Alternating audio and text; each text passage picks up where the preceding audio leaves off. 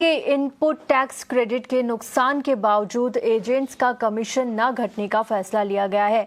इस खबर पर ज्यादा जानकारी के साथ मौजूद है हमारे साथ अनुराग शाह। जी अनुराग, बताएं क्या है ये पूरा मामला?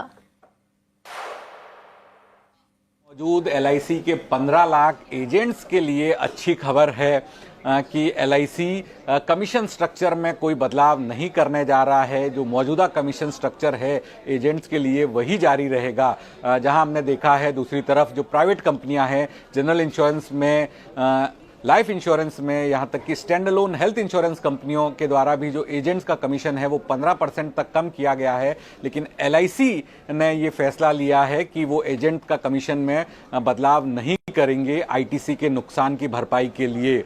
जिस तरह से एलआईसी का कुल कारोबार है वो उसमें 95% हिस्सा जो है वो एजेंट्स के जरिए आता है। जो 15 लाख एजेंट्स एलआईसी के देश भर में मौजूद है वो 95% कारोबार में योगदान देते हैं। तो इसी वजह से एलआईसी ने ये निर्णय लिया है कि कमीशन के स्ट्रक्चर में बदलाव नहीं किया जाएगा। और दूसरी तरफ पिछले साल जो एलआईसी के द्वारा कमीशन में कटौती की गई थी, 35% से 27% कमीशन किया गया था फर्स्ट ईयर पॉलिसी के लिए सरेंडर वैल्यू के नियमों में बदलाव के बाद, तो उसका नेगेटिव असर हुआ था। एलआईसी की पॉलिसी सेल्स कम हो गई थी। उसको ध्यान में रखते हुए भी अब एलआईसी के द्वारा ये फैसला लिया गया है कि निकट भविष्य में कमीशन स्ट्रक्चर में बदलाव नहीं किया जाएगा।